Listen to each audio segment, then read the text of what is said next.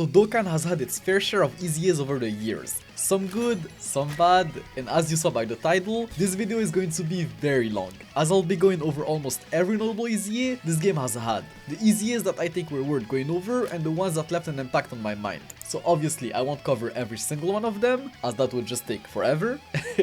Not like this video is short by any means, it's going to be a long one, a very long one, and full of very biased opinions, so obviously feel free to disagree with me in the comments down below, but enough yapping. Let's start directly with the first ever EZA this game has had, Agel's Percentage Goku. And what can I say, this guy was phenomenal on release, and it's because the EZA system just gave him so much for the time. His super attack damage multiplier went from supreme to immense at SA 15, an SA multiplier that was literally higher than the SA multiplier of LRs at the time, which was absolutely crazy when combined with his newly buffed stats. And if you didn't know, the original Dokkan Fest had rank S potential systems, so this guy was pretty much just an LR now, and that was without even taking into account his kit. He had 120% attack for 7 turns and an additional 70% defense at the start of turn. Those buffs might seem small nowadays, but they were insane for a first EZA that basically had LR level stats. The guy was hitting hard, like very hard, and was also pretty strong defensively for the time. Not even a month later, we had the EZA of Strength Dokkan Fest Broly. His EZA wasn't bad per se, but the problem was that this was before the same name update, and the guy shared the same name as LR Strength Broly, who was better in every metric imaginable, except maybe defense, but defense didn't matter as much at the time, especially for a unit like LR Strength Broly, who was doing ridiculous damage for a time with his guaranteed AoE spear attack. So essentially this guy's EZA was literally just there as a placeholder for people who didn't have his LR counterpart. And for the people like me who pulled the LR before the Dokkan Fest, I don't think I've ever used that guy like at all. Then the next year, we had Strength Goten's EZA, a phenomenal EZA. I'm genuinely surprised people don't talk about him enough. He just had so much utility with his orb changing ability and defense on super. I know this sounds like complete garbage today, but back then, a kit as simple as that was absolutely game changing. The guy was genuinely phenomenal defensively post super. He could even hold his own in the hardest events of the time, like SBR and EZAs. Bro, you could even run him in the Legendary Goku event with some items a year later, and with the utility he brought, he made all of his teams flow so much better. I used to slap this guy on almost every team I could, just because of that. Like even by today's standards. That's what you expect from a utility unit, just a consistent super type unit that doesn't die, and you can slap him on all of the best teams in the game. And that was essentially what Goten was. He was on Movie Heroes, Majin Buu Saga, Full Power, Goku's Family, like just a phenomenal EZA. Physical Kid Buu was also an absolute monster of an EZA. Genuinely one of the greatest and most valuable EZAs of all time. The guy had, by far, the best support type buff in the game. He gave 2 ki and 50% attacking defense to all allies when above 80% HP. This was useful in literally almost every single team you could play him on, especially that ki support, as a lot of his teams at the time kind of struggled for ki. He was borderline a must on any team that was built around Buu units, as those guys were known for struggling for ki at the time. The guy was also a must for any Nukin event because of his support type buff. I don't think it was genuinely possible to beat the punch bag event without him. Well, I guess it was on paper, but the odds were so stacked against you that having him upped them significantly. But not only was he a phenomenal support type unit, he could also hit pretty hard himself with his EZA stats and new damage multiplier. Another fun fact about him is that his EZA event was one of the easiest to date, as he was weak to Pure Saiyan's category enemies, which was the most stacked team in the game. So not only was he good, he was also easy to farm, compared to EZAs like Agel's Percentage Goku's, which were just absolutely hell to clear. What's crazy is that not even a month after Kid Buu's EZA, they dropped probably the best agent EZA in Dokkan history, Strength Percentage Vegeta's EZA. I don't even know what there is to say. His kit was basically one line, 80% damage reduction for 10 turns, a line that made him one of the best tanks in the game up until the 7th year anniversary, and even then, he could still hold his own against some of the hardest bosses in the game. Like a super from the enemy wasn't a death sentence, which is just crazy to think about. His stun chance on super was also extremely useful in SBR, not only protecting him, but also the other units on rotation. Just an absolute monster. I genuinely have no idea how this guy went from having one of the best EZAs in Dokkan history to one of the worst super EZAs in Dokkan history, if not the worst one. I'll definitely make a video at some point ranking all of the super EZAs, but at this moment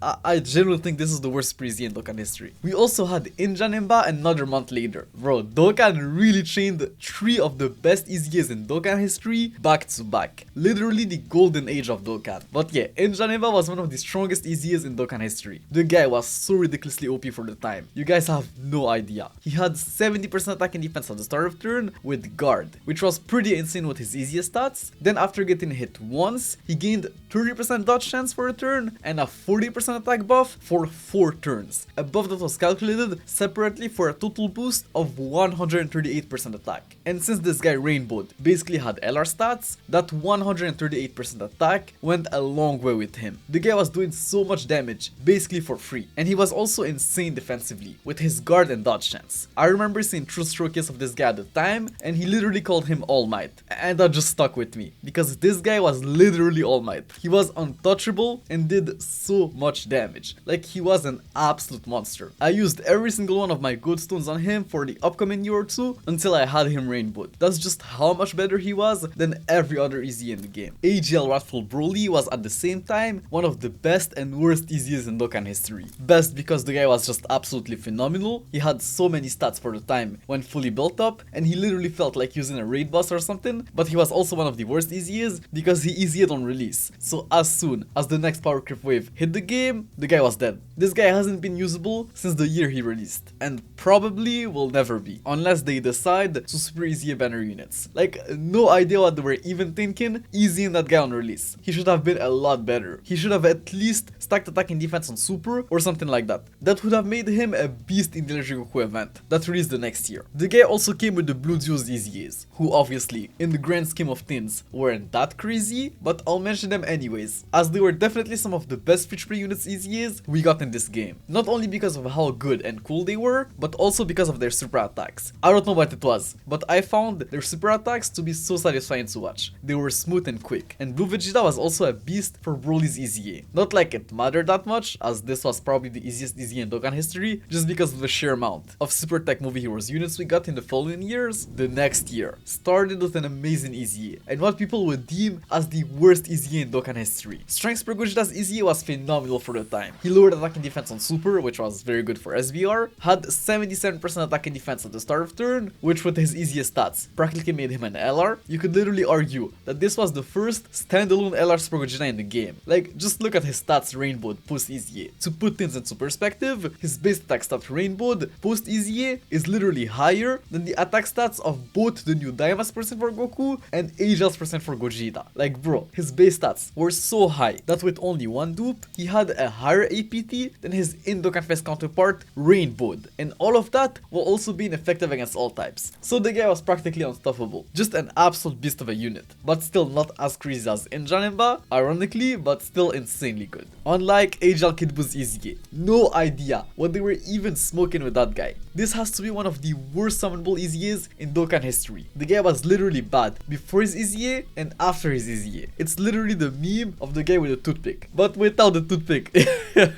Like, nothing changed, bro. Like, sure, he recovered 14% HP at the start of turn, which I guess was okay, but for some reason, they decided to make him a nuker.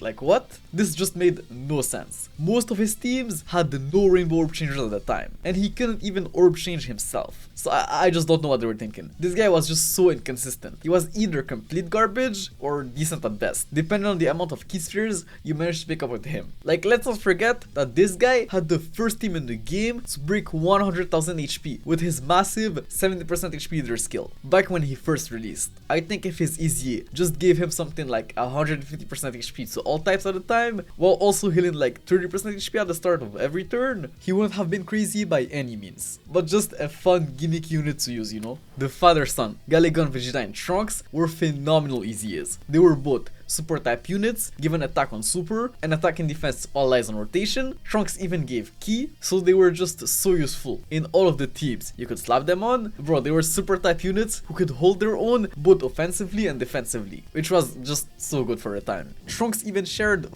4 links with LR Super Saiyan Trunks, so those two together made an insane rotation for the time. Like, LR Super Saiyan Trunks linked up next to this guy had 7 ki, 40% attack, and 30% defense. That was just insane. This was for sure sure one of my favorite rotations in Dokkan history. It was just so much fun. Physical Goku Black's EZA was absolutely insane on global. Not only were his stats higher, but he gave tricky to extreme class units on rotation. I genuinely think that LR Rose was better on global just because of this guy. He was literally LR Rose's best linking partner, sharing 5 links with him, while also on top of that, giving him an additional tricky, completely fixing Rose's key issues. The guy also greatly lowered attack and defense on Super, which was absolutely cracked for SBR. Was a Rainbow Orb Changer against Goku's family category units, which was like half of the game. The guy was literally better than his in Dokkan Fest counterpart in almost every single metric except long events. And honestly, even then it was debatable. Physical Goku Black with dupes could actually cook in the OG Legendary Goku event. Crazy how this guy's EZA was night and day between global and JP. On JP he was pretty mid and inconsistent, but on global he was just phenomenal. That tricky support combined with his higher base stats made a huge difference. We also had the EZAs of the Battlefield TURs that year, who were all pretty decent, but 3 really stood out to me that year. Agel's percent to Vegeta's EZA was absolutely phenomenal. He raised his attack and defense by 30% for 6 turns on Super, had 90% attack and defense at the start of turn, and gained 15% defense per attack received, up to an additional 60% defense, a buff that was calculated separately for a total buff of 204% defense once fully built up. Like, the guy was just a beast defensively. With a couple of supers, he was just a wall and could hold his own in literally every hard event in the game. No idea what they were even thinking making that guy. He felt so much stronger than all of the other EZAs he came with. Strength Pure Evil Boost EZA was also pretty crazy. He raised his attack by 50% for 6 turns on Super, had 90% attack and defense at the start of turn, debuffed all enemies attack and defense by 20%, and launched an additional super attack while also having a 50% dodge chance when facing a Majin Buu Saga category enemy. The guy was absolutely phenomenal in the Majin Buu Saga SVR stage. Without him, I would have never been able to beat that stage. Like, I don't know how, but I swear that 50% dodge chance felt like a 90% dodge chance back then. The guy just dodged everything while also doing so much damage with his attack stacking on super and additional super attacks. Physical's percent Goku's EZA was just an SVR killer. He had a 70% chance of stunning the attacked enemy for 2 turns on Super, a 50% crit chance above 50% HP, and a 70% crit chance when below 50% HP. Like, his great chance to stun on Super was just so useful in SBR, and with his built-in crit chance, you could just build him full additional and the guy was just doing so much damage while also stunning enemies left and right.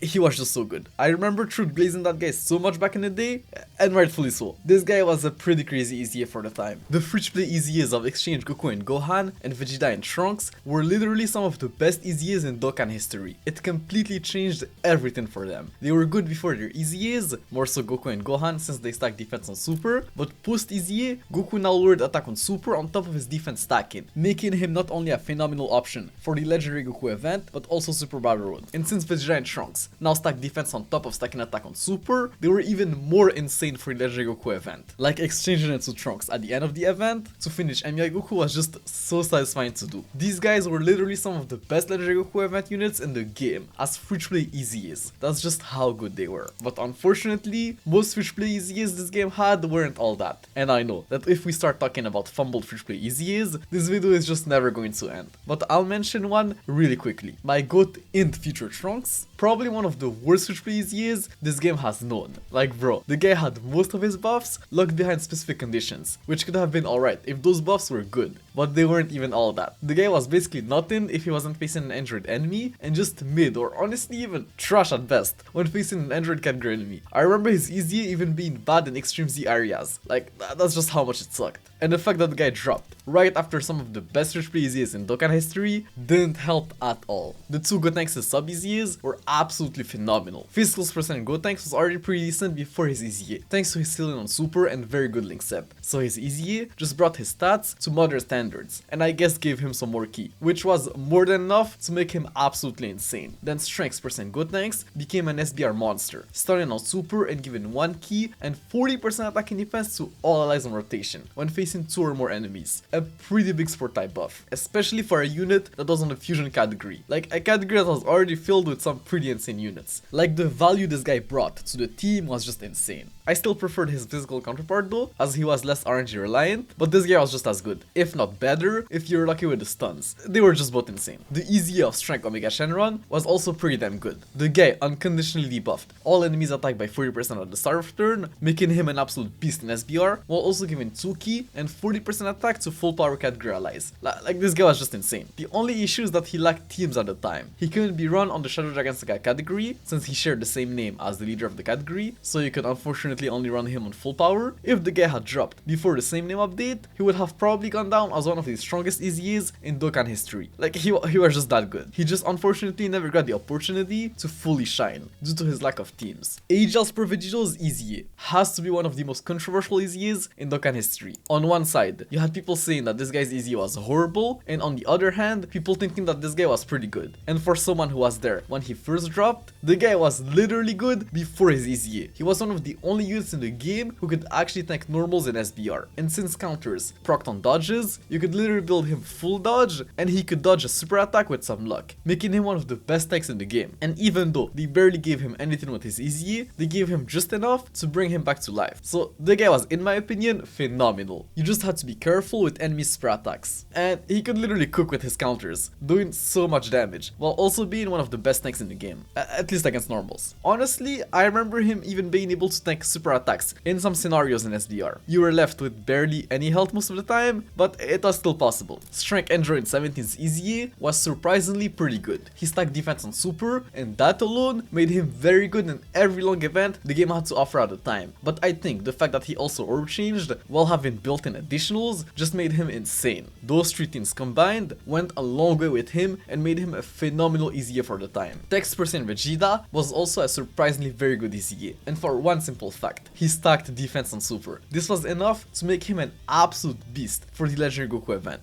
But the guy also had Ki at the start of turn, fixing the key issues he might have had otherwise. And since he had crit chance in his kit, you could also build him full additionals and have him just cook in long events. Absolutely cook. The next year, we then had probably the worst EZA in Dokkan history, the first ever LR EZA, which actually set the tone for how bad LR EZAs were going to be that year. But yeah, the guy barely got anything from his EZA. It really felt like the whole point of this guy's EZA was just to introduce LR EZAs, because his kit post EZA could have easily been his kit pre EZA. Not that the base kit was even good to begin with, like that final blow mechanic has to be one of the worst mechanics in the game, especially if the unit's kits is entirely based on it. Like if it's just an extra tin the unit doesn't really need, it's okay, but here LR Goku Black needed skill units to be good. Like he needed at least one kill. Without final blows, the guy was pretty bad. Generally just no idea what they were thinking there. Okay, maybe not every LR EZA was bad, as the EZA of the SBR LR Kid Gohan was very good. The guy could stun on his 12 key super attack, which was good for SBR, greatly raised his attacking defense on his 18 key super attack, which combined with his start of turn buffs and LR stats made him very decent stat wise. But what really made that guy cracked was the fact that he gained 58% damage reduction with a Goku on rotation. Like all of those buffs combined made him a wall defensively up until the 7th year anniversary. The only reason the guy wasn't really talked about at the time was because he wasn't on any of the 200% leader skills. Otherwise, he would have probably been seen as an absolute top tier free to play option, and one of the very few units to survive the 7th year anniversary power creep. But yeah, back when he first released, the guy was just monstrous for SBR, as he should be. It only makes sense that the EZA for fully clearing the hardest event in the game is good in the hardest event in the game, logically so. Physical Vegito Blue has to be one of the best and strongest EZAs in Dokkan history. This guy had counters and additional super attacks, something that was just so insane back then. That combo was so strong when he first released that the guy literally didn't have any buffs at the start of turn. Like his passive was literally just his counters, additionals, and some damage reduction, with no attack or defensive buff. And we honestly expected him to stay the same. Someone made some calculations on the Dokkan subreddit and came to the conclusion that Vegito Blue only needed 40% on the start of turn to become the highest APT TUR in the game. So you can guess how much of a surprise it was to see him not only get that, but also an additional 50% attack and defense on super, when he could super up to 4 times within the turn. Like bro, the guy was just so insane offensively. He could literally one turn the final phase of the Legendary Goku event alone. You obviously needed RNG to be on your side, but still, the fact that it was even possible was just crazy. The guy was an absolute goat. This is for sure my favorite unit ever. Like, using him was just so much fun. We then had the Wicked Bloodlines EZAs, who were literally some of the best free-to-play EZAs this game ever got. They were both built to completely dominate the Legendary Goku event, and trust me, they did. In Frieza, stacked attack on super, had guard against Goku's family category enemies, and 50% damage reduction when his guard was active. Those three effects combined just made him a monster. In the Legendary Goku event, an absolute wall there. Like, he didn't even need to stack defense. He could literally tank the final phase of the event like it was nothing. He could even cook in SBR with his super type buff and attack lower on super. You just had to keep the Goku's family enemies alive. And he just cooked. HL cooler, stack defense on super, and had an unconditional built-in additional, so just with that combo, he was already insane for every long event the game had at the time. But against a Goku's family category enemy, not only was he effective against all types, he also gave all allies on rotation an additional 2 ki. Like, honestly, him and Frieza cooked the Legendary Goku event, and they were just so good paired together. Generally some of the best Fish Play EZAs we ever got, especially in Frieza. Obviously, after all of those great EZAs, Dokkan had to drop one of the worst EZAs of all time, Super Sentry Broly's EZA. This is probably the worst EZA in Dokkan history, and not just because of how bad he was, like, don't get me wrong, the guy was horrible, but because this was Super Sentry Broly. Like, how many other versions of that guy were we going to get? None.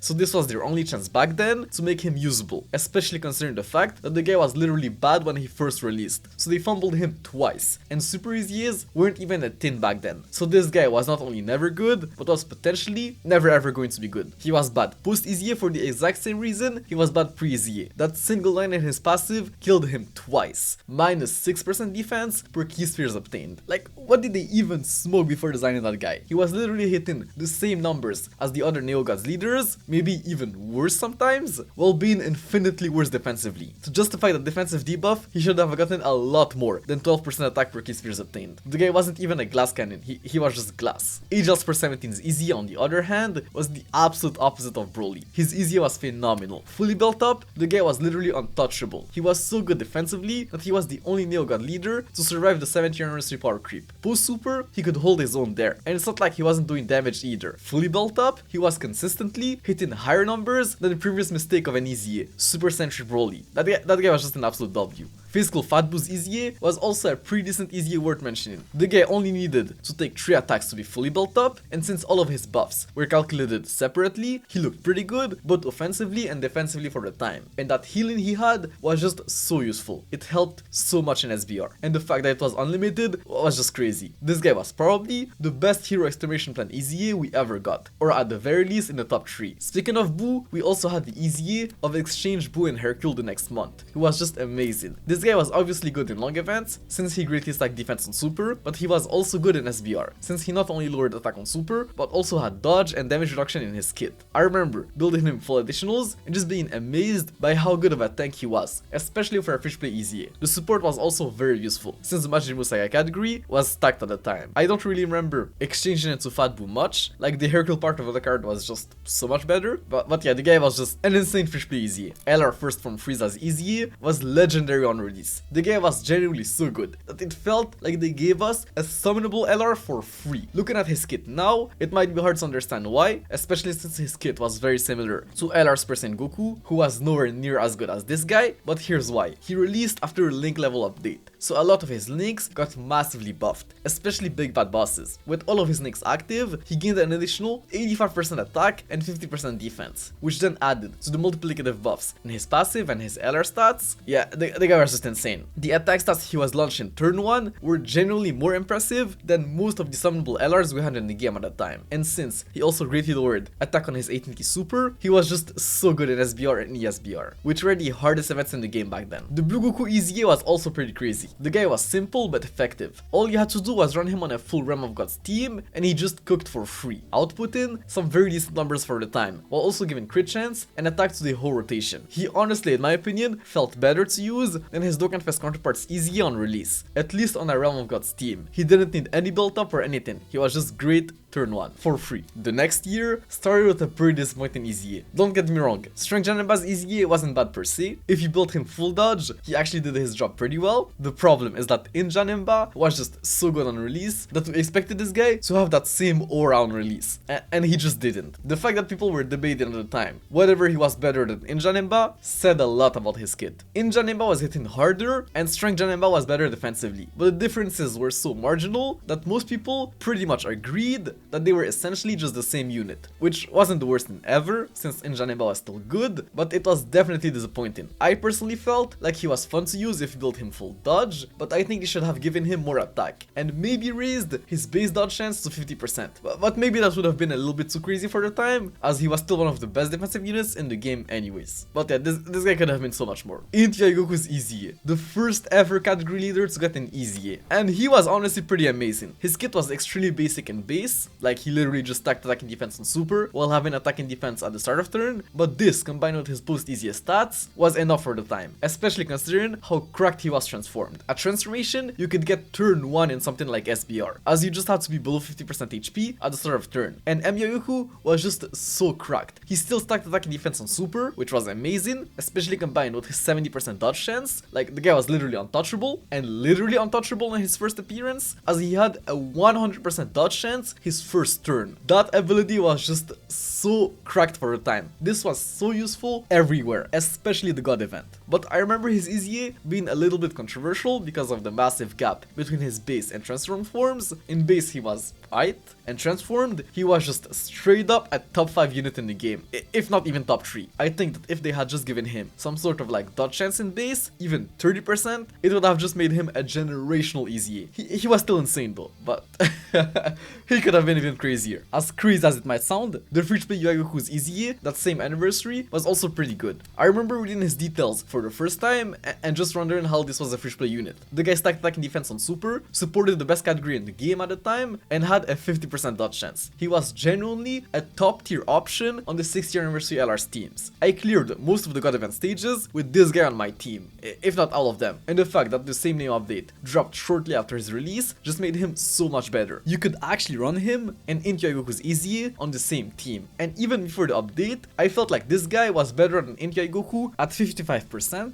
assuming you had him rainbowed. He was just that crazy. But this guy was not the only good free-to-play EZA that anniversary had. Tech Master Roshi and Tien's EZA was absolutely amazing. These guys sealed and lowered the enemy's attack on super, a pretty cracked super attack effect in SVR, and even some of the God event stages, if I remember correctly. Then they gave a massive 3-key and 40% attack and defense to representatives of Universe 7 category units on rotation, so literally the best units in the game, and gained attack and defense when getting hit. Buffs that were calculated separately. Fully built up, they had 257% attack and defense at the start of turn, which was just insane, even with their free-to-play stats. How people turned on them once they got their EZA was just insane. And obviously, as crazy as this guy's EZA was, the real free-to-play headlining EZA of that celebration was LR Master Roshi. This has to be one of the best anniversary LRs in Dokkan history. The guy was so good on release that he literally completely changed forever people's expectations of what an anniversary free-to-play unit should look like. I don't think a single anniversary free-to-play unit ever since has been as good as this guy. He had literally everything: stun, ceiling, dodge, support, and both the new active skill and revival mechanics, which was a lot easier to proc than both of the new LR's revivals. You just had to start the turn below 50% HP with 2 other Turtle School category units on the team. And since the category had almost every single Goku in the game, yeah, this was very easy to do. And next to the Tech Roshi and Tien card, he just looked even better. This was probably one of the best free-to-play rotations in this game's history. I've heard people saying that this guy was overrated, and I just don't get it. Did we play the same game? This guy was literally a must for the God event. I genuinely have no idea how you could even beat those stages without him. His numbers were on par with, if not better, than most of the premium units we had at the time, while also bringing an insane amount of utility and value to the team. He just felt like the 5th summonable LR of the celebration. He was just that insane. LR Tech Goku and Frieza's EZA, on the other hand, not so much. This has to be one of the worst EZAs in Dokkan history, when you consider how much they actually got from their EZA. All they really got was some defense and ki. That was it. And it's because these guys EZA'd way too early. I get it. They wanted to do something hype for the anniversary, and it definitely was. I'll never forget the day we first saw that these guys were going to EZA.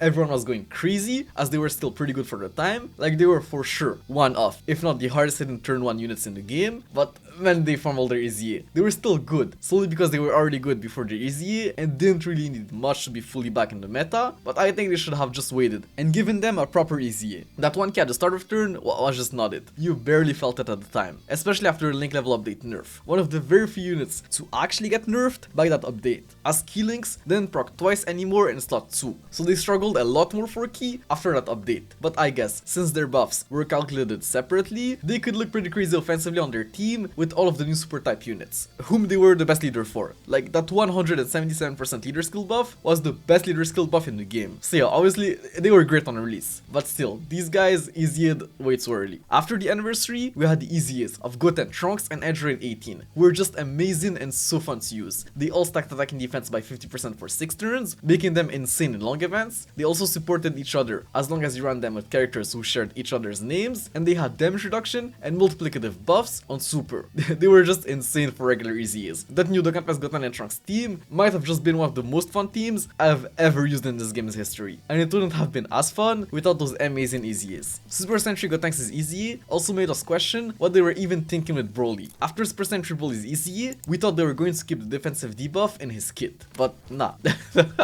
They just turned it into a buff. No idea why they couldn't do the same with Broly, because that made literally Gotenks one of the best EZAs we had ever seen to date. The guy had 230% attack and 180% defense, just like that, for his first 7 turns, which was crazy with his post-EZA stats. And with his 30% dodge chance, he was just an absolute short event monster, while also being a very fun unit to use. His 11 key super attack was now effective against all types, so the damage he could dish out on his 11 key was just insane. Strength Bully's EZA was absolutely cracked, one of the best EZAs in Dokkan history. The guy had, and still has, the highest base attack stat in the game, meaning that multiplicative buffs in his passive went a long way with him. That's not even considering the fact that he was effective against all types against like half of the game, and that he still had a guaranteed additional super attack. This guy was an ESBR killer. He could get hurt pre-super, but post-super, not only was he almost untouchable, it didn't even matter, because the enemies were just getting wrecked by his damage and AoE super attacks. The guy single-handedly turned the SBR into a joke. He was so good that people were genuinely debating whether he was the best unit in the game. Obviously he wasn't, because as good as he was, HL Emyayuku was just something else, but you could argue that he was like a top 5, even top 3 unit in the game. Probably better than Super Saiyan Blue Evolution Vegeta. Like, Broly's EZA was just legendary. Crazy to think that Int LR Super to Gohan was the next LR to get an EZA after him. And this has to be one, if not the most disappointing EZA in Dokkan history. The guy was way ahead of his time when he first released back in 2017. So much so that his offensive numbers were still good 4 years later. Everyone was saying all he did was defense, and the devs took that literally, because that's all they gave him. If you look at his kit, he literally didn't get 1% more attack. All he got was defense in his kit and super attacks. So sure, he could hold his own defensively now, but bro, he wasn't that crazy offensively. His numbers were only impressive because he was a unit that released 4 years prior. Giving him just enough defense to be fine post super and not buffing his damage at all just made him very mid. What they should have done was give him the same buff as transformed HL Super Saiyan Gohan, the 59% attack on super with a Super Saiyan Goku on rotation. With that one single line, he would have been one of the greatest EZAs in Dokkan history, but nah, they just had to fumble him. Strength Majub's EZA was surprisingly insane on release. The devs just woke up and decided to cook for some reason. The guy lowered attack on super, had 200% attack and defense at full HP, while also being effective against all types, and to top it off, he was a Rainbow Orb Changer, which definitely made up for his poor link set and helped the Imagine Power team quite a lot. I even remember using him on Texper Gogeta's team, as he was on the Connected Hope category, and his orb changing ability helped a ton. I think nobody at the time expected this guy to be that good. Super Saiyan 2 GT Goku's EZA was also surprisingly good. His kit was simple but pretty strong. He stacked attack and defense on super and had a multiplicative buff on super, so for 4 turns post super, he had 250% attack and defense at the start of turn. So yeah, the guy was just monstrous in long events, and completely dominated the newly introduced GT Legendary Goku event, which was very impressive for an AGL unit. Like, that final phase of the event cooked even some of the best attackers in the game, like Tech Transform in Trunks. LR Imagine Vegeta's EZA was interesting interesting to say the least,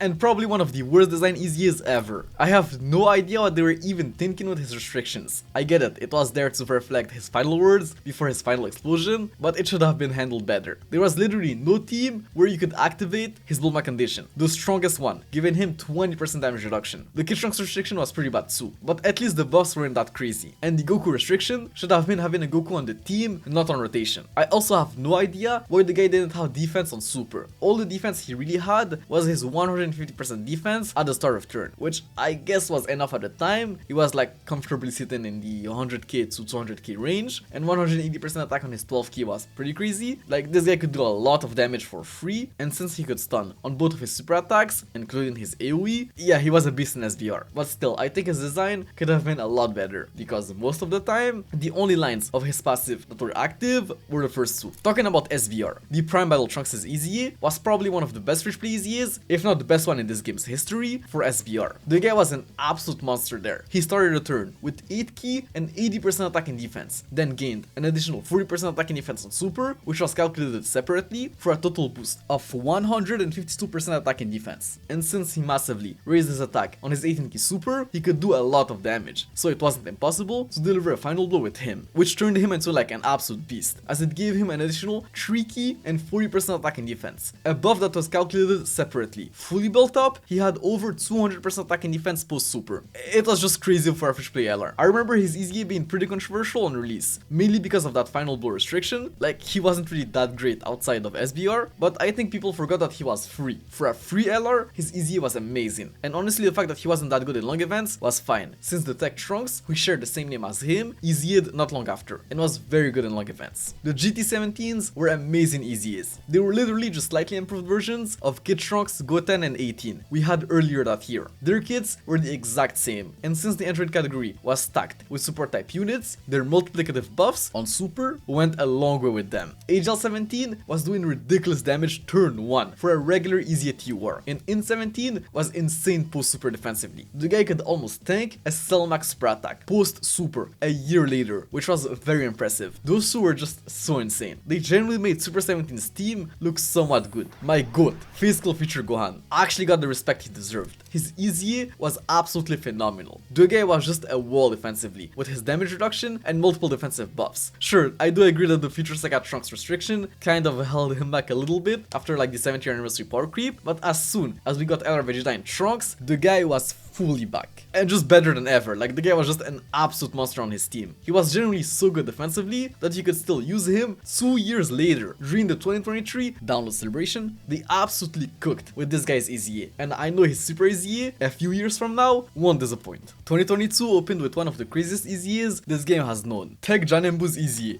I genuinely have no idea what they were even thinking with that guy. He stacked defense on Super, had dodge, and guard after evading an attack. Like, the guy was just an absolute wall, while also debuffing the enemy's attack and healing HP at the end of the turn. He was one of the very few units in the game who could have actually survived the Red Zone meta power creep, but they just waited too long to give him a proper 200% team. Like, he could still put out work on the LR's percent force team, but there weren't enough good extreme class units on that team for you to fully activate his passive. Like, he was missing 120% attack and defense, which was quite a lot of stats, but the guy still cooked in SBR. Then we had the 7th anniversary, which brought some of the best EZAs we had ever seen, but also some pretty bad ones. Text percent for Gochita's EZA was just another instance of the devs giving a unit just enough to be usable and nothing more. Like, the guy was good enough to go against like Red Zone Omega, but against Red Zone Broly you really needed dupes. Like, I had him at 55% and he literally couldn't tank at all there, from what I remember. This was before the change to super attack counters. Like, back then, super attack counters counted as dodge, not nullifications, so Broly cancelled his counters. And I'm pretty sure that even with dupes, he struggled to tank an AGL Broly super attack. Like, the more I think about him, the more I realize how underwhelming he actually was for such a hype EZA. Like, text percent for Gogeta was one of the hypest releases in Dokkan history, and then people generally just forgot this guy even existed the moment the anniversary ended. They honestly fumbled that guy big time. Physical Omega catch and run, on the other hand, was a phenomenal EZA. He was literally just physical final form cooler, but on crack. The problem is that he didn't have a proper team on release. Like, you could run him on his own team, and he could still put out work, which was extremely impressive, as it was only a 170% leader skill, but obviously it wasn't enough. If he had an actual proper team, he would have probably been seen as one of the best EZAs of that year. Tech God Goku has to be one of the greatest banner units EZAs of all time. This guy was just phenomenal on release. He was literally everything the game needed at the time. A unit that could actually be put in slot 1 comfortably while bringing utility to the whole team. That ceiling on super and damage reduction helped so much in the movie boss's red zone, especially red zone Broly. You could seal the first phase of his fight, which still hit ridiculously hard for the time. Like, if you took too much damage in that first phase, your run was pretty much cooked, and bro, the guy was literally the perfect partner to the new blue duos. He not only shared 5 links with them, but he was also a rainbow orb changer, which helped them tremendously, as those guys were pretty key hungry, and actually needed rainbow orbs transformed to maximize their dodge chance. Like, just an absolute cinema of an EZA. God Vegeta, on the other hand, was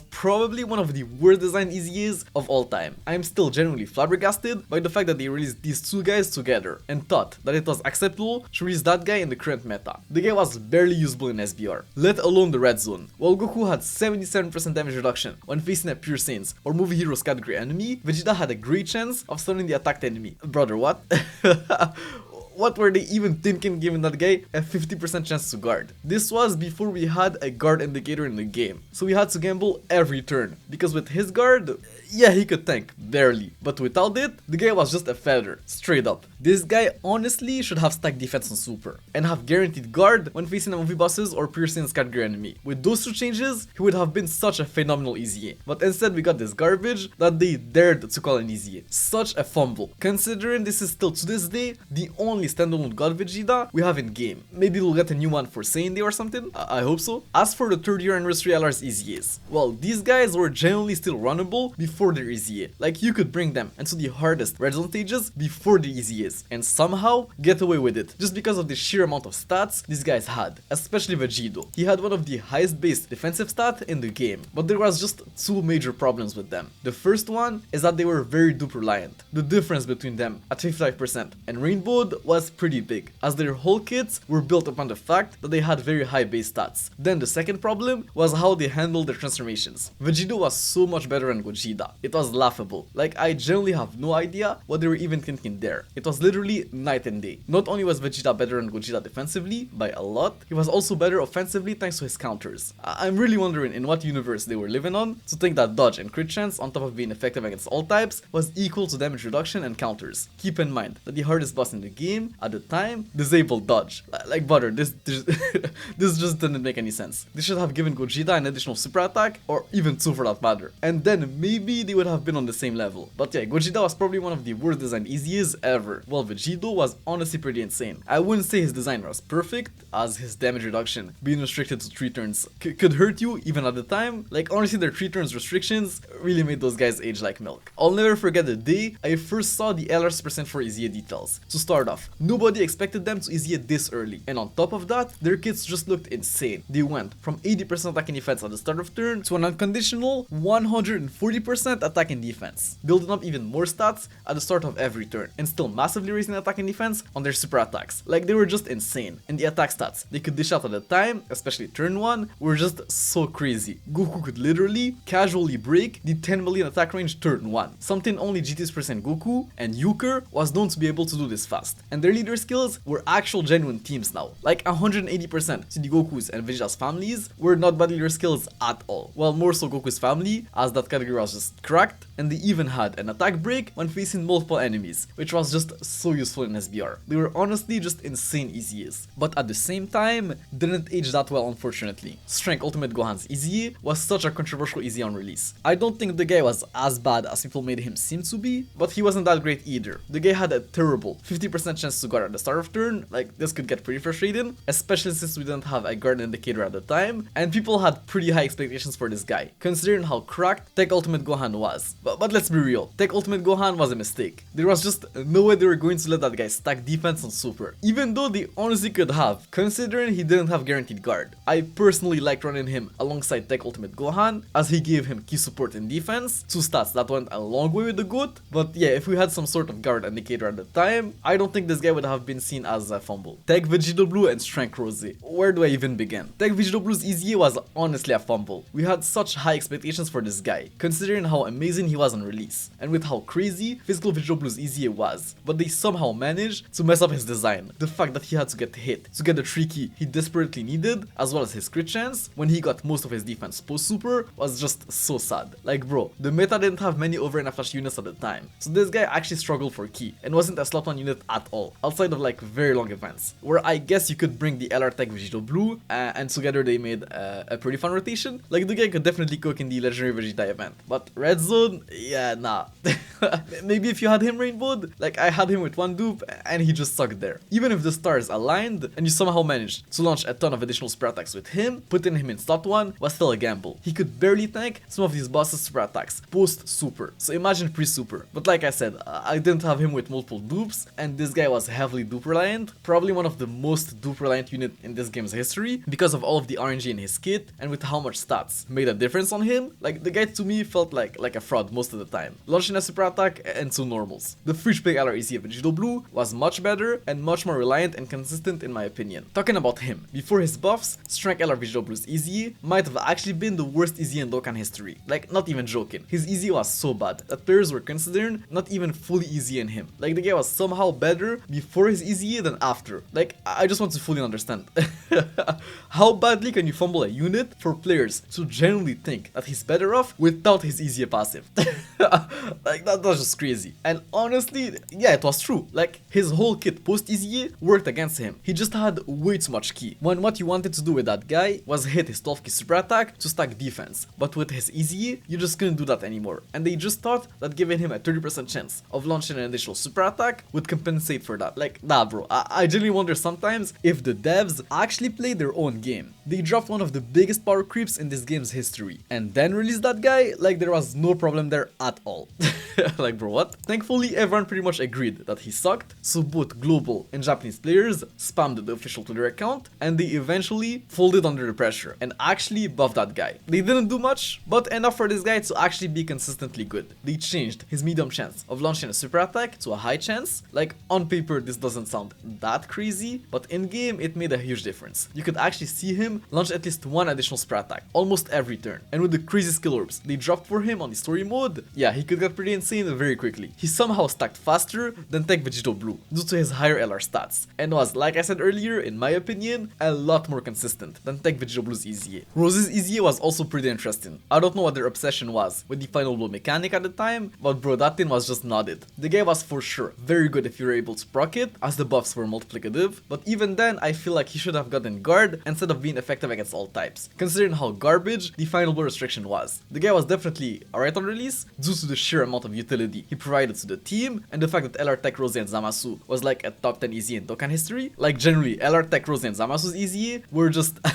absolutely cracked. Like all of the buffs in their kits were multiplicative. They had an insane link set, amazing super attack effects, and guard during their first 3 turns actually let them build up and cook safely. Like when you took all of those things together, they were just so insane. They were practically invincible once fully built up, especially next to Strength Rose, who shared 6 links with them. Like one of the best rotations in Dokkan history was officially back, stronger than ever. And bro, they were not only tanky, the damage they could do was just something else, which really made us all wonder what happened to the other EZAs. Like why was their EZA so far and away better than the other ones? It literally felt like you were using a whole new unit after the EZA. They were just insane. And I wish I could say the same about the download celebration EZAs of that year. Like brother, those EZAs were just so bad it was crazy. Let's start with full power Frieza's EZA. Like to start off, they decided to not only keep his HP sacrifice on his 12 key, but gatekeep most of his passive behind HP restrictions. Like brother, if he got those buffs at full HP, he would have been so much better. But now he just started the fight being mid, and then I guess got good the less HP you had, but not good enough to justify running him over his agile counterpart. Honestly, you could tell they really didn't put much thought into his EZA. The guy had 8 key post EZA with all of his conditions active, but 9 before his EZA. I know it's just 1 key, but still, they literally nerfed his key post EZA. Like that's just absolute insanity. Then we had Strength Namek Goku, like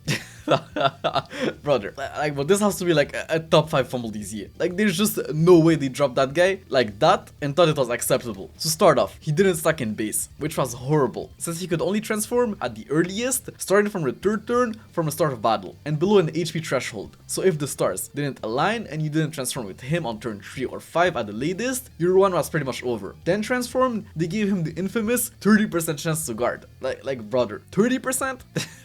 People were complaining about God Vegeta and Ultimate Gohan's 50% chance to guard, and they thought that 30% was going to cut it, and bro, the guy was literally worse both offensively and defensively his first turn transformed, then fully built up in base. So if you transformed too late and the guy didn't guard, game over.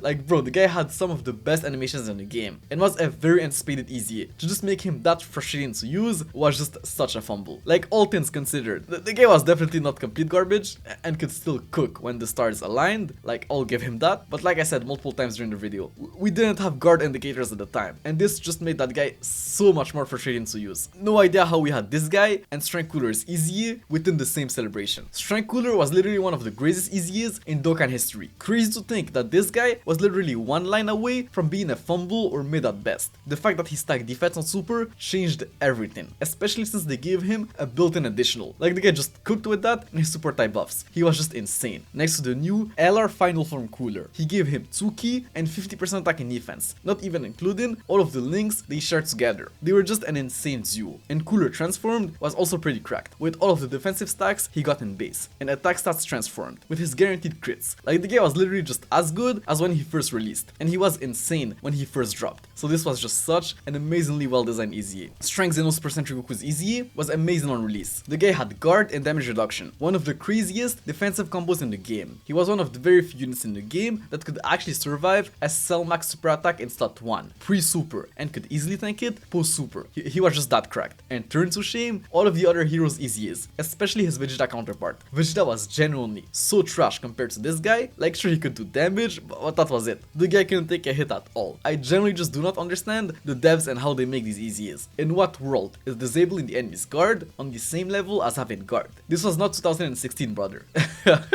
Sure, maybe at the time it was the case, but this was 2022. One of the harshest metas the game had ever seen, with bosses like Red Zone Broly, the middle cooler Core, freaking Cell Max bro. The guy was genuinely just dead on release. The next year then started with another batch of highly anticipated EZAs. AGL, Dragon Ball Super Gogeta's EZA was pretty insane for a time. Like in base, Gogeta was already not bad. Effective against all types, 50% dodge chance, multiplicative buffs on super, but the guy was literally just a placeholder until the real monster got alt. Super Saiyan Blue Gogeta was absolutely insane. The guy greatly raised his attack and defense for 4 turns on super, and since the guy had guaranteed crits unconditionally, like just absolute craziness, you could build him full additionals, and those stacks on super could ramp up pretty quickly, especially combined with all of the other multiplicative buffs he had in his kit. And did I mention the fact that he had a 70% chance to dodge?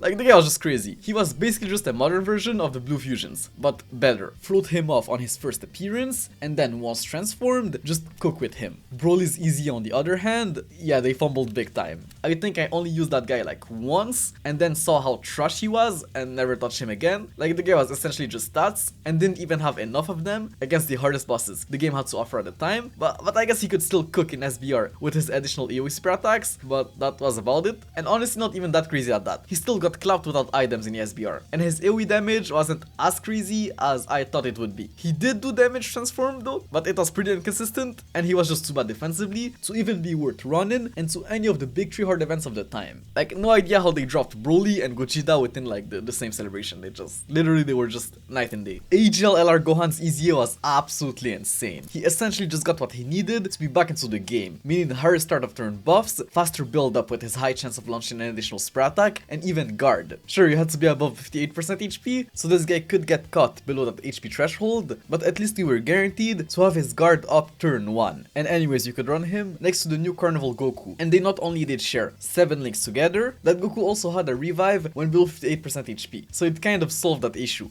At least when they were run together. Goku was like one of the best slot 1 unit in the game, something Gohan really wasn't his first few turns. But the guy was still insane, and that's not even mentioning his transformation, which was absolutely cracked. The guy was hitting crazy numbers next to a Super Saiyan Goku, while launching multiple super attacks. And if the stars aligned, I'm pretty sure you could launch up to 4 additional super attacks within the turn, since his 58% or less HP condition could proc mid-turn. So let's say you had him in slot 1, above 58% HP. That would proc his additional super attack with a super Super Sengoku on rotation. Then the enemy hits you and you drop below 58% HP before attacking. That then procced his second additional spray attack from the other line of his passive, giving him crit chance and an additional spray attack when below 58% HP. Then if you're facing 2 or more enemies, that's another spray attack. And then the hidden potential system, additional spray attack. Like, it was just crazy. I remember using that guy in SBR just for fun with an Android 16 because yeah, they unfortunately couldn't change his active skill condition, which sucked. Like, we hoped at the time that they would just fix their game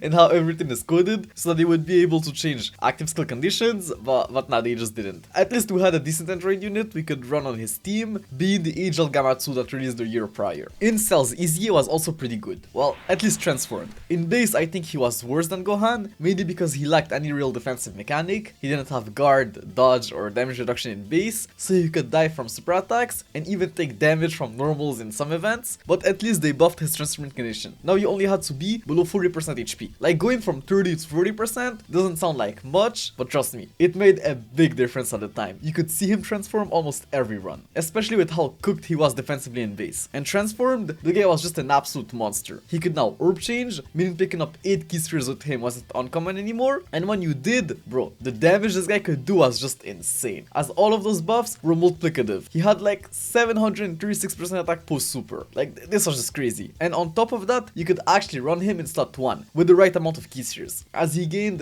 3% damage reduction per key spheres obtained. Like, he wasn't the greatest slot 1 tank obviously, but he could take some hits. And post super, the guy was literally untouchable. Honestly, the biggest issue with that guy was really just the fact that his teams didn't really have slot 1 units. If they had, this guy would have been seen as a way better unit. He was still insane though. Even though his base form wasn't the greatest, it was good enough considering how cracked he was transformed. Then we had the 8th-year anniversary, with the most interesting and controversial EZAs in this game's history. Let's start with Physical Super Vigil's EZA. Probably one of the most controversial EZAs of all time. Like, it's funny how both Super Vigil's EZAs were controversial. Even the Super EZA Super Vigil was controversial, but I do think this guy wasn't as bad as people made him seem to be, but his design was still very interesting to say the least. I think the guy who designed him is the same guy who made Tech Vegito Blue's EZA. He had 0 attack at the start of turn, like Tech Vegito Blue. But for this Vegito, it was worse, as he needed to get hit to build up his attack. And unfortunately, the guy wasn't really a slot 1 unit, unless you had like a Scalder, as he had no way to defend himself against super attacks. 1 super and you were dead. He gained most of his defense from getting hit. Well, he got all of his buffs from getting hit, but for some reason you had to get hit 3 times instead of once to build up like 1 charge of his defense. So the guy had to get hit 9 times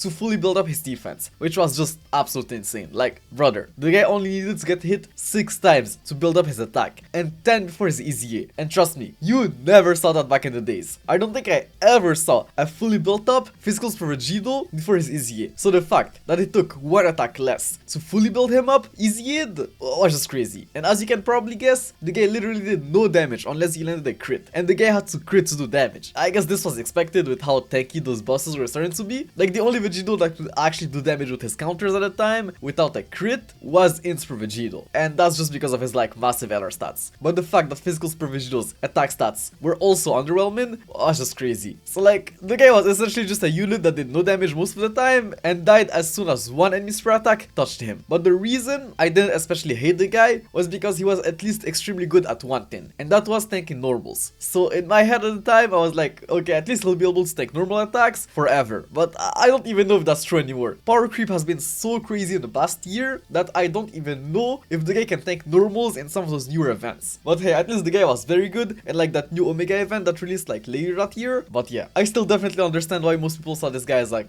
a huge fumble. He was. As for strengths per boost EZA, yeah, the guy was basically fodder in base, with 1 terrible transformation and 2 good ones. The transformation you saw most of the times was Buhan, and yeah, Buhan was very good. He had very good stats with a great chance to guard, which at least in my experience, procced most of the times, so Buhan felt very strong at the time. You then barely saw Buu Piccolo, but every time I had that guy out, he was just phenomenal. The guy was basically untouchable in slot 1 and 2 post super, while supporting the whole rotation, but man, if you were unlucky enough to see Buu tanks, you could just close the game. Like, I genuinely have no idea what they were even thinking of that guy. He was just terrible. Like, Buu tanks was clearly built for SBR, or some event that just didn't exist, as he sealed and lowered attack and defense on super, while getting stronger when attacking an enemy who was debuffed. Most, if not all of the hardest bosses we had at the time couldn't be debuffed. So this guy was just absolute garbage. He was somehow worse, both offensively and defensively than Buhan. Like brother, I think Bootnanks should have been some sort of like attack support at the very least, or like a Nukin monster, or even a stacker. This was just hot garbage. I'm not even gonna sugarcoat it. Like, I think we should just redo this guy completely, but this time make his transformations active skill transformations, where you can choose which form you want, as like a future Dokkan Fest or something like that. I remember LR Spirit Bomb Goku's EZA being pretty controversial too, mainly because the guy didn't do crazy numbers, while also not being crazy defensively. I do agree that his damage was pretty underwhelming for like a nuker, and I think that it was because his attack per key spheres obtained wasn't calculated separately, and like only 7% damage reduction per rainbow key spheres obtained wasn't the craziest defensive mechanic. But honestly, I think people just over complained. Like the guy was alright in my opinion, and we had so many top tier percent Gokus in the game at the time that it honestly didn't even matter. Strength percent Lukai and Goku's EZA was honestly pretty good from what I remember. The guy was essentially good enough defensively for his first 5 turns, and then once you were able to use his active skill, it was just game over. The damage this guy could do on that active skill turn more than made up for all of his downsides. The main one being the fact that you had to bring 3 other Universe 7 reps units on your team. And yeah, that category wasn't in the greatest spot ever. But with the UI Gokus and RNG, it was definitely still possible. Like, you just had to survive long enough for this guy to proc his active, and then you won. We then had the Blue Fusion's EZAs. Literally some of the best EZAs this game has ever seen. Like, they were just so insane. They still played the same as before, meaning you flooded them turn 1, but once they were back, those transformations were just so cracked. They had 100% dodge their first appearance, meaning you could comfortably put them in slot 1. Like, that ability made them age flawlessly. I literally still use them from times to times, just because of that guaranteed dodge. This is and was just so useful, as they could easily build their passive up their first appearance. Like, they only needed to attack 4 times to max out their stat buffs, which was pretty easy to do, especially for Vegito, as he had 3 built-in additionals in his kit. And then on their second appearance, if you had their active skills up, you could still run them in slot 1 by proccing their active in slot 3, or just run them in slot 2 or 3, and they did crazy damage, while being fine defensively post super. Like they were just insane. And the fact that they also gave their active skills new OSTs was just so hype.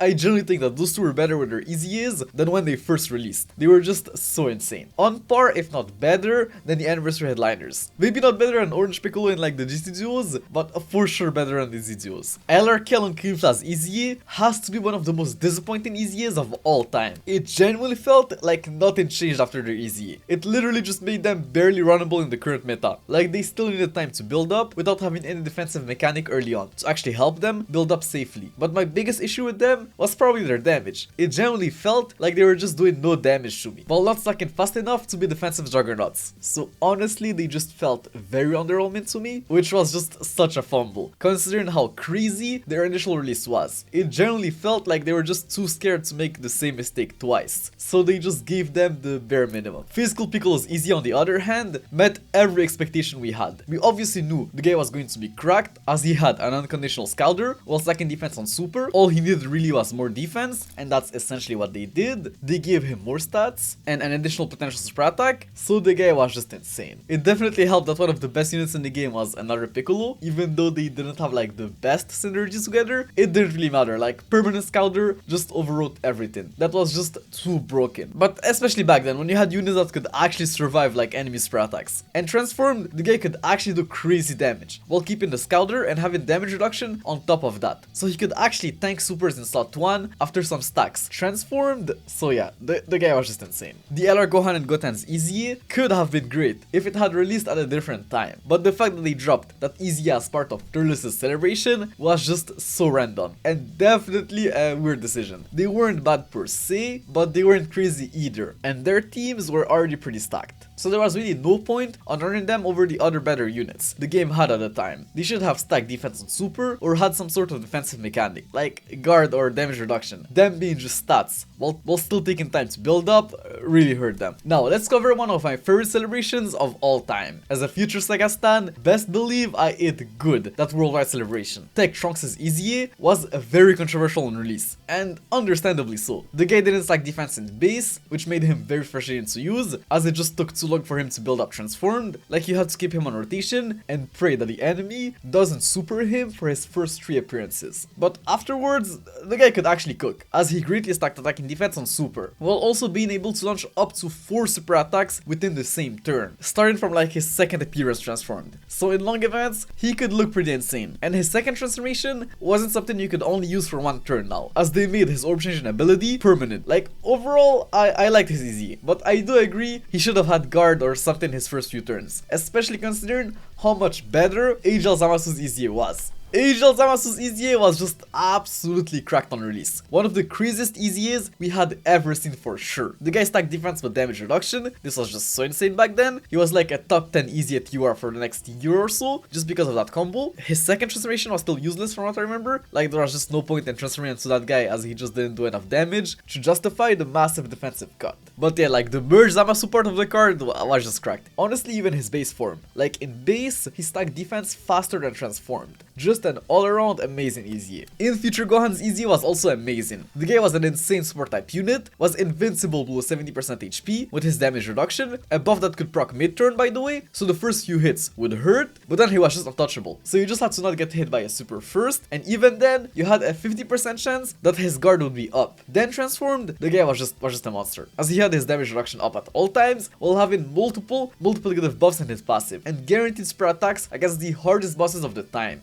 Like the guy was just cracked. Even Tech Future Gohan's EZA was not bad. Like he massively stacked attack on super while supporting the Future Sagaka degree and had a 50% dodge chance against the hardest bosses of the time. Like he wasn't crazy by any means, but I liked him, and him massively stacking attack on super was definitely a lot of fun. Strength Rage Trunks and In Zamasu were some of the best EZAs we ever got, especially for banner units. They were essentially the same unit, crazy tanks. Like those were just the MVPs of the celebration in my opinion, and I feel like they're not talked about enough. Most players had them with multiple dupes if not rainbowed, and honestly they just cooked. Like they were literally must runs on their respective teams with how strong they were defensively. I remember seeing some people call these guys trash, especially Trunks, and I just don't see it. To me they were absolute monsters. I honestly never had them die in slot 2 or 3.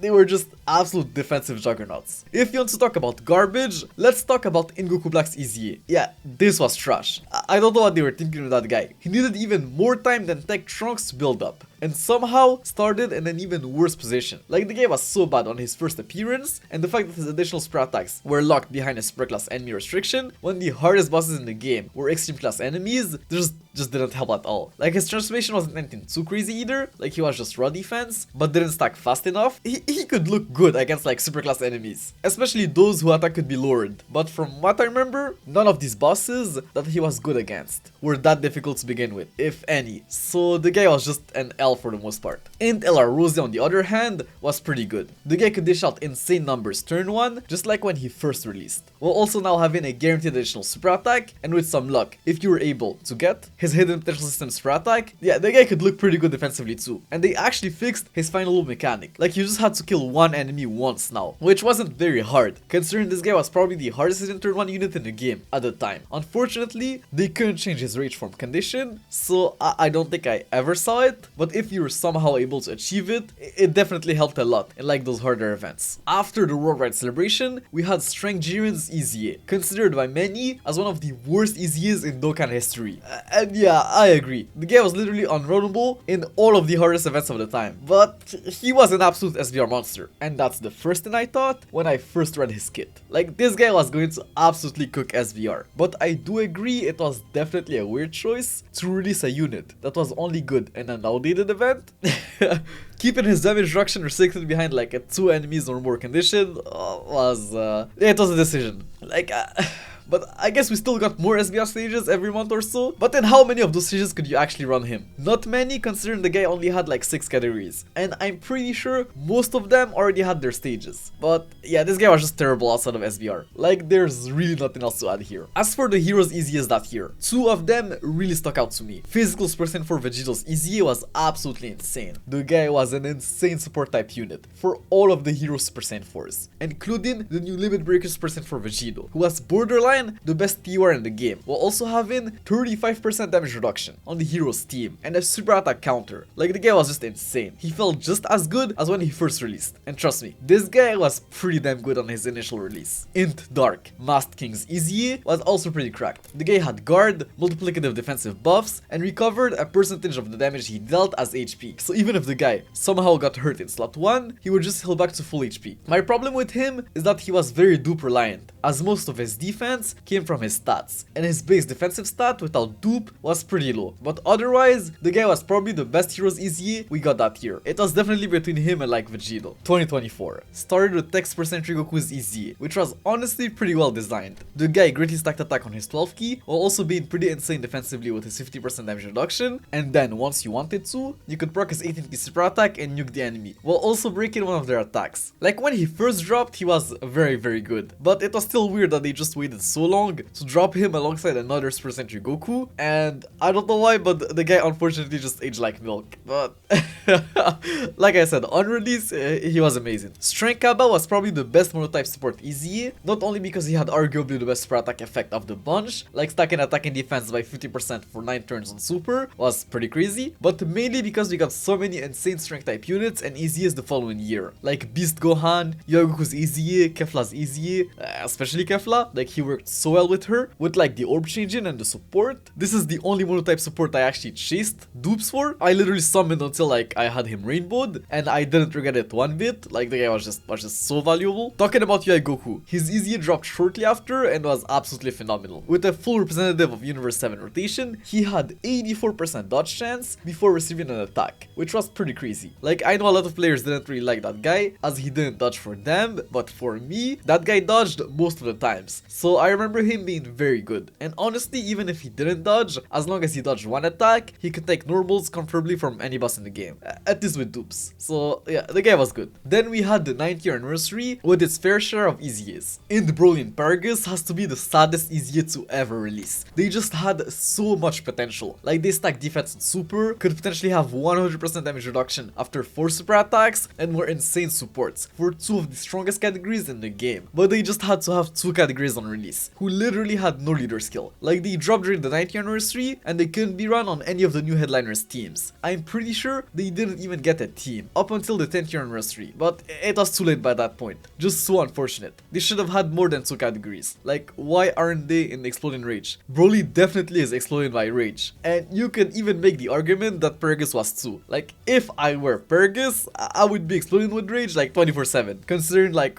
what happened with my race and how they exiled me and everything. But what's crazier is that they're not even on super bosses. Like, brother, if Broly is on super bosses, Paragus should be too. These guys were literally spawn killed by their lack of categories. This is just brutal, bro, brutal. At least the other Broly EZA was crazy. Broly Chilla and Limo's EZA was just on another level. They actually gave them what they needed: orb changing and some sort of defensive capability, if you weren't able to pick up 7 or more key spheres with them. Like, guaranteed dodge is such a broken ability that they are definitely still usable even to this day. Like, this will definitely make them ageless, as long as their teams have enough orb changers. And bro, they also gave 10% damage reduction to movie bosses, and super bosses categorized at 24 key. This was, and it still is, such an insane support type buff, and that's on top of their other support type buffs, if you picked something else than a physical key sphere. They were just an all-around insane EZA. Physical Super Saiyan Blue Kaioken Goku and Super Saiyan Blue Evolution Vegeta were also pretty cracked EZAs. Like, they were just tanky enough to hold their own in the hardest events of the time, while doing insane damage and being rainbow orb changers. They also fixed their active skill by making them have 70% damage reduction when below 50% HP. So with 5 rainbow key spheres, they could have 100% damage reduction that turn, completely nullifying the defense debuff of their active skill. They were just insane, and just got even better with the release of the 6th year anniversary LR's EZAs. MUI Goku and Super Saiyan Blue Evolution Vegeta were generational EZAs. They were just so good that you could even argue that they were better than almost all of the anniversary headliners. If Beast wasn't that good, they would have probably been seen as the best units in the game on release. They were invincible. Their first appearance, well, at least MUI Goku was with his guaranteed dodge. Then they did insane damage while giving crit chance support to the whole team for 2 turns. Then they fixed the revive conditions. Vegeta only had to get hit 5 times now, and his revive was active at all times afterwards, which was just huge. And for Goku, his revive was active if you started the turn below 77% HP, which could be better than Vegeta depending on the event, but most oftentimes than than not, Vegeta's revive condition was more reliable, but he ran them on the same team most of the times, so it's not like it mattered. And once they revived, they had another turn of invincibility, while just getting even more permanent buffs, and looking even crazier. These guys were just so good that they are still runnable to this day. Like brother, Super Saiyan Blue Evolution Vegeta can get up to 80% damage reduction within the same turn. The guy was so good that he literally just completely overshadowed the Super Saiyan Blue Evolution Vegeta we got the next anniversary. Like, brother.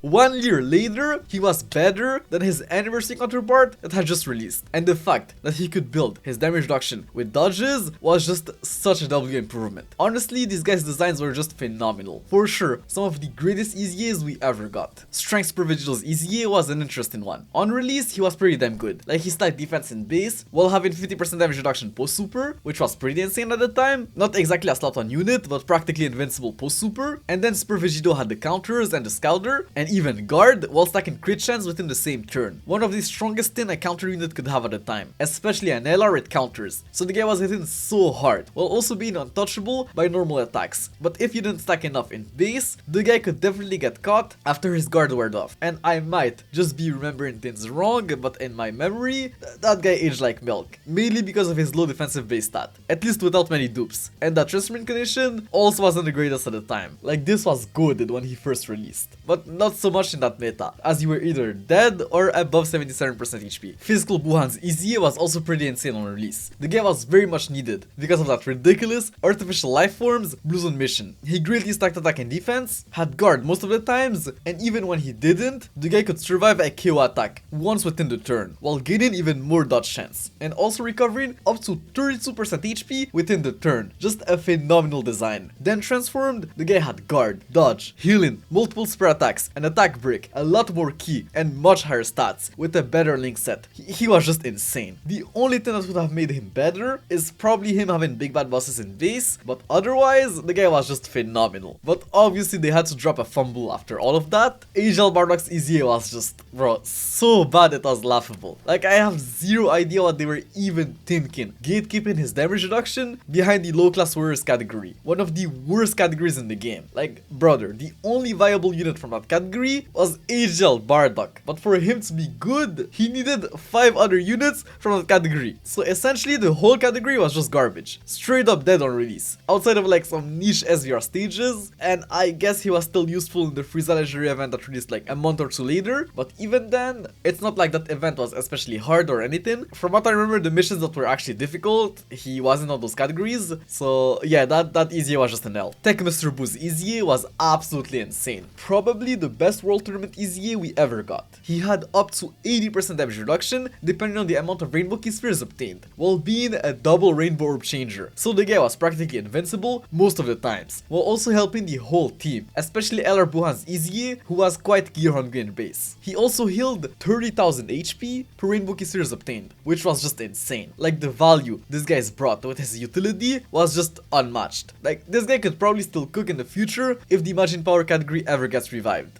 Like he is just that good. Strength Super Vegeta's EZA has to be one of the most forgettable Dokkan Fest EZAs we ever got. I genuinely forgot this guy even got an EZA, and I guess it's mainly because I didn't have him, but the guy still wasn't that great. Like, he looked like the type of unit who would just suck without dupes, at least defensively. Like, a big part of his passive was hidden behind a very niche condition, just like Strength Jiren. I really felt like this guy was built for SBR, but unlike Strength Jiren, you could at least still run him in some of the hardest stages of the time. Well, for 5 turns.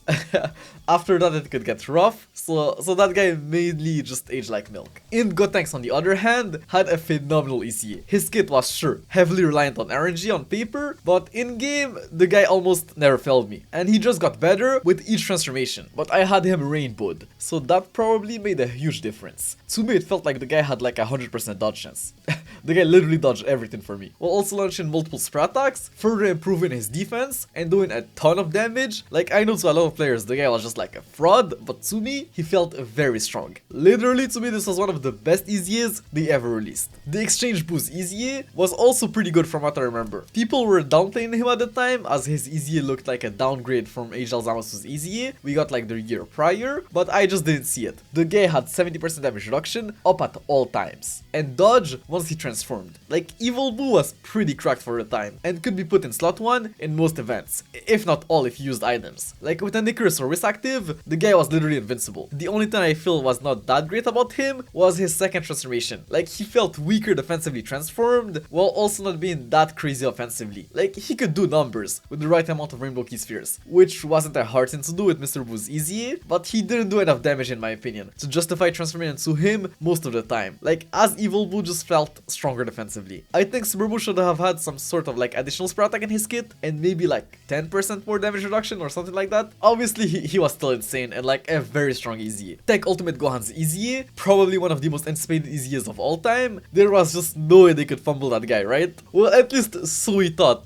before seeing the EZA of LRKL and Caulifla. At that point we knew like nobody was safe. But thankfully, they actually didn't fumble that guy. He could have been better, for sure, but he was still pretty crazy. Like, he had a defensive mechanic. Turn 1, so let him stack. Could launch up to 4 spear attacks within the turn, while greatly stacking the attack and defense on super, and having guard up at all times. Like, the guy was just absolutely crazy. You needed RNG, sure, but each of his additionals had a 70% chance of becoming a super attack. So most oftentimes than not, the guy was supering multiple times within the turn. But there was still no point in transferring with him though, unless you stacked so much that we were practically invincible. Yeah, he was very good the first year he EZA'd, but the 10th year anniversary power creep kind of ran over that guy, unfortunately. But on release, he was just so good. Strength Kel and Tech Caulifla's EZAs were as good as we expected them to be. Like, those two were cracked on release, and their awakenings just brought them back to modern standards, making them cracked again. Like, Kel kind of aged out, as she just doesn't stack fast enough anymore, but Caulifla will literally never age. Guaranteed dodge against Universal Rival Saga or Pure Sins category enemies is literally a timeless ability. They will never go a year without a new boss from one of those categories. And even if they do, at some point in time, we will get a new boss who fits one of those categories and also doesn't disable dodge. So yeah, literally a timeless unit. A timeless unit. Strength Kefla's EZA was also pretty insane. She could dodge or die against super attacks, but transformed post super, she could at least tank normals. And considering the fact that she greatly stacked attack while launching multiple super attacks, just made her so insane offensively, with like all of the multiplicative buffs she had in her passive.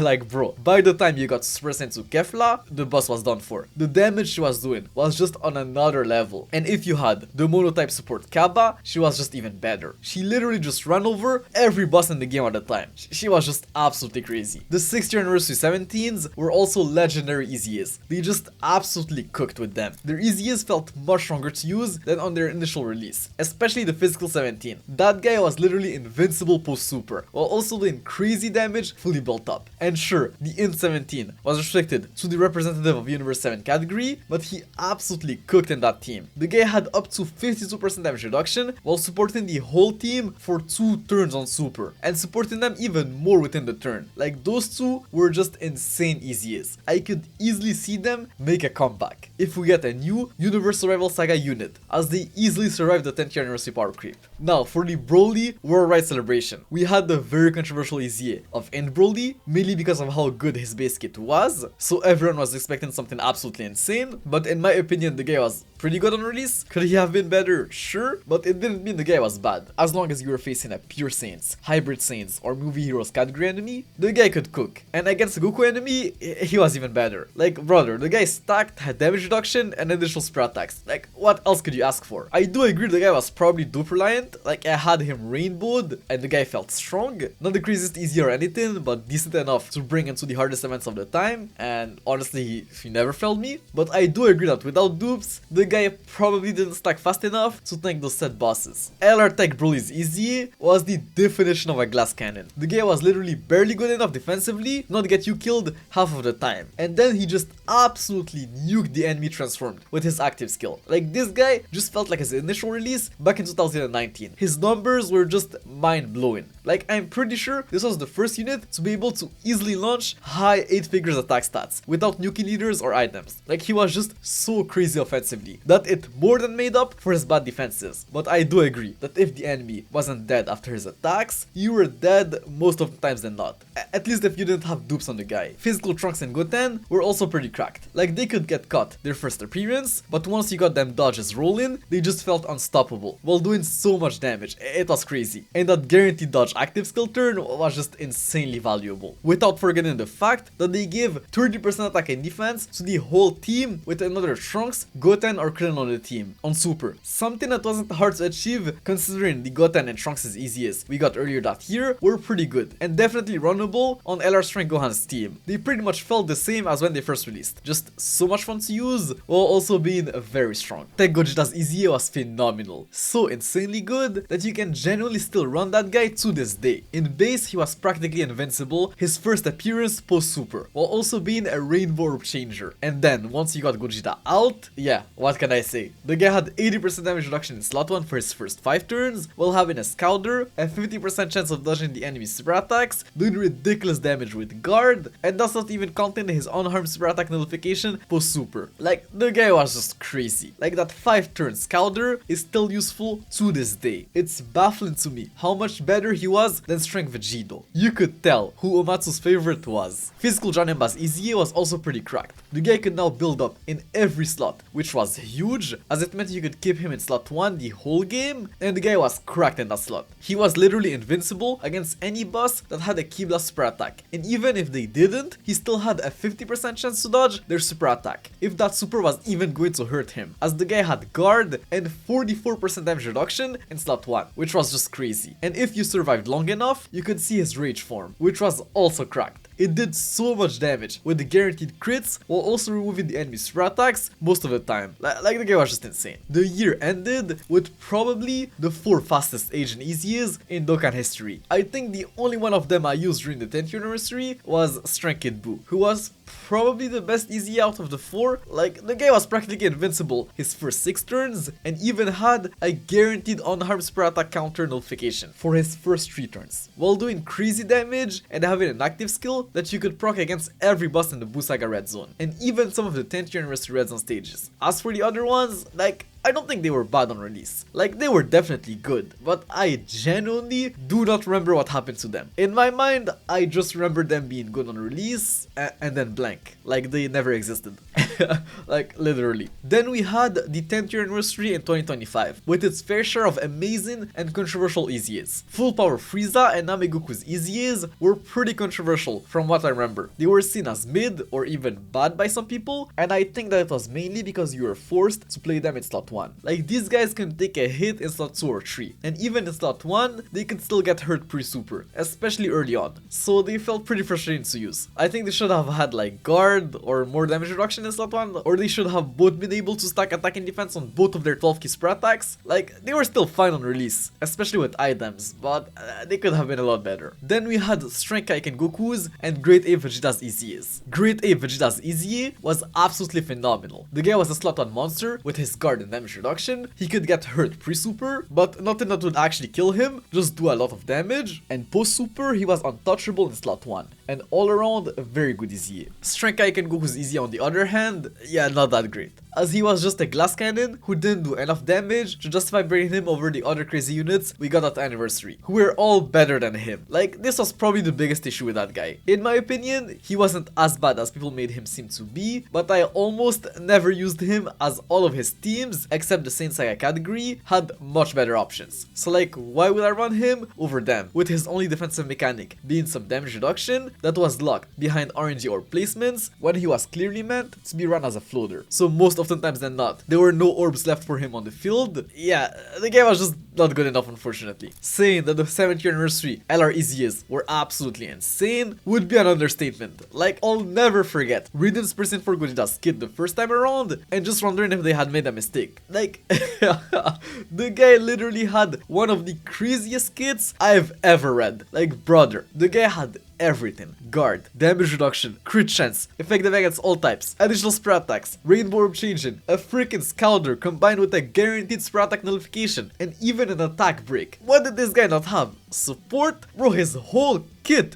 was a support to the team with how cracked he was. Like, on release he felt so much better than the Blue Duos, who were absolutely cracked too, by the way, and the gap got deeper with the GDC power creep. Honestly, the physicals percent 4s might just be the greatest EZA in Dokkan history. Like, I don't think an EZA has ever been as good as theirs, at least for the time being. We don't know how crazy the 8th year anniversary LR's EZAs are going to be, probably pretty cracked, The only thing that aged about them is really their base forms, but their transform states are still as crazy as they were on release. Like, those EZAs were just insane, especially Gojida's. Then we had another crazy EZA, Kellon Caulifla's EZA. No idea what they were even thinking with these girls. Like, they greatly stacked attack and defense on super while being able to launch multiple super attacks and had 90% dodge on their second appearance, just absolute craziness. And transformed Kefla was just obviously cracked. She still stacked attack and launched 2 guaranteed additional super attacks while having multiplicative buffs in her passive and while supporting tournament participants and Universe 6 categorized on rotation.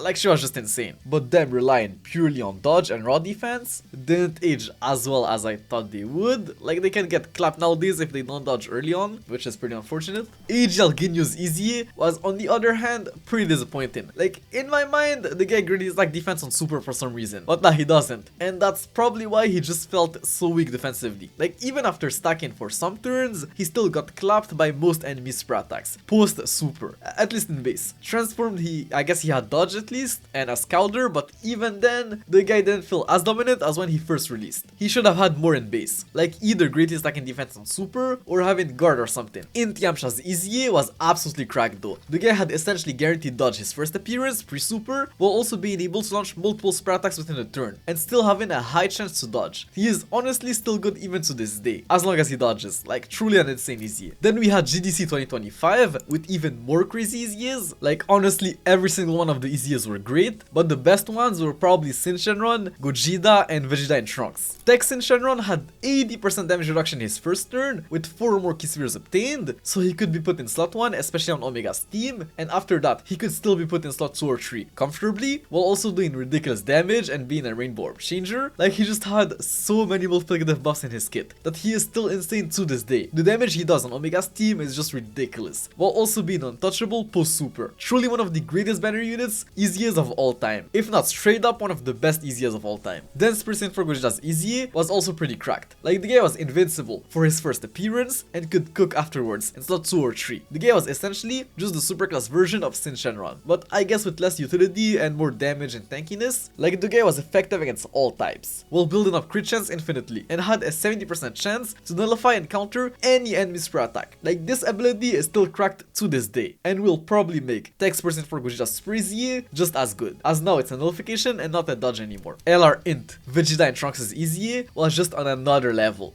Absolute slot 1 monsters, while also being the first units to stack for their whole team. Like, they gave 5% attack and defense on their 18 key super attacks. This made them so fun to use, especially in Festival of Battles, where it revived many units who couldn't stack by themselves. The attack buff stack was bugged on release though, like they only gave defense to the whole team and not attack, but since defense was more important, it honestly barely made a difference to how good they were on release, and they were just even better once they were fixed. And with the blue Zeus, they were even better. Like, Blue Vegeta gave them 3 key and 80% attack and defense at the start of turn, not even counting the active skill support type buffs. Just an amazing EZA. No idea how people were calling them mid, but yet again, I had them rainbowed with some pretty decent equips, so like at their full potential. We then had HL Kid Gohan's EZA, who was in my opinion another phenomenal EZA. Like, brother, this guy was literally just invincible his first 3 turns. Guard and 58% damage reduction was a crazy combo, and that's not even counting like all of the multiplicative defensive buffs the guy had on his passive, while being able to stack defense on super and having a built-in guaranteed super attack. Like, the guy was just very good. Something I wish I could have said about HL Trunks' EZA. Like, brother, they fumbled my goat twice. He had one of the worst designs in Dokkan history on release. In post EZA, the guy in base was essentially just a Russian roulette post super, and literally just paper against AoEs. Then I guess they fixed his transformation. It's actually now better than his base form, but that's not saying much, considering he pretty much still works the same. He's just a dodge or die unit. And I think the final nail in the coffin was probably the fact that Red Zone Broly disabled dodge, so he couldn't even help with the Hybrid Saiyan mission. He honestly should have stacked on super or something, or at least have some sort of like damage reduction or guard or something, bro. He could have at least like been better offensively. If the guy was cracked offensively, him being an RNG dodge or die card wouldn't have felt as bad. But now he just had like honestly mid to like okay offense or just garbage defense. Thankfully, the other EZA's acceleration were amazing. The tech androids were just as good as they were on release and are probably going to be timeless thanks to their Ki Blast notification and Ghost Archer active skill, same with the int androids and their Ki Blast absorption. And as for HL of Gohan's EZA. What can I say, they just nailed this guy's design. We were afraid at first, seeing that the new Gohan also had a revive, and that this guy needed to proc his revive to actually become a unit, so the fact that they changed his revival passive in a way that he can actually get his full passive, even with another unit's revive, not just him, was just absolute cinema. It could have gone south pretty easily, so the fact that the devs, for once, actually made a smart decision was just so good. The Gamma's EZAs were also amazing. I don't know what else is there to say. They worked perfectly with the New Year Dual Dokkan Fests, and had guaranteed notifications starting from the 5th turn from the first appearance,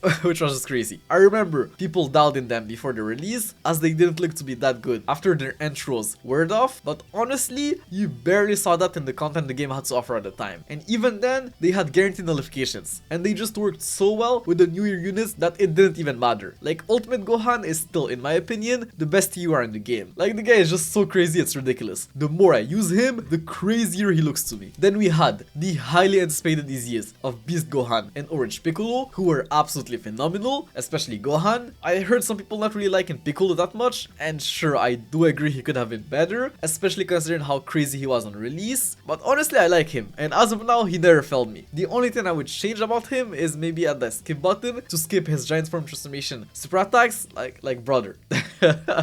Having to sit there for 10 minutes waiting for him to land all of his super attacks doing 2 damage to the enemy is just not fun. But otherwise, the guy is still pretty good. And as of the time I'm making this video, the latest crazy EZAs we got is AGL Kaigoku's EZA. I have no idea how people thought for 1 second that this guy was bad or something. I'm sorry, but it took me 1 second of reading his kit to understand that he was by far the best EZA of the batch. The guy has multiplicative buffs in his passive, while greatly stacking defense on super. So I knew his defense was at least going to look crazy. But that's not even the craziest part of his passive. The guy can survive a KO attack once per turn, then gets 80% dodge chance. So just with that, he is one of the best loaders in the game. Not even taking into account the fact that the guy has a key blast notification. And there's another thing that people didn't really take into account. The guy heals on his 12 key super attack and has a guaranteed additional super attack in his kit. Meaning you can actually run this guy in slot 1, have him take the enemy super attack, and as long as the enemy doesn't stun or seal him, he can just heal you back and then dodge every other attack potentially. Like, the guy is just cracked. So yeah, this is about it for the video. This was way longer than I ever expected. Like, the script alone for the video was 32 pages long with over 20,000 words. So yeah, pretty crazy. And obviously I couldn't cover every single EZA. The video would have been way too long, like I said in the intro. And if you're wondering why I didn't talk about like a specific EZA, it's probably because to me they weren't like that notable. Like, for example, the 2nd year anniversary's percent 4's first EZAs, to me they were just on the level of like the LR's percent 4's, maybe slightly better. So not really something worth going over. And as for the super EZAs, I'll make a different video about them at some point in time. You can guess that I have a lot to say about some of these super EZAs. But yeah, let me know what you thought of this video. Was it too long? Did you like the format? And if you'd like to see more long videos like this one, it's not exactly a history video, but I feel like it felt very close to one. Like, I essentially covered the whole history of Dokkan's EZAs. Like, that's literally what this video was. But enough yapping. Thanks to everyone who stuck till the end. Love you guys, and I'll catch you in the next video, which hopefully won't be as long as this one. Take care. Peace.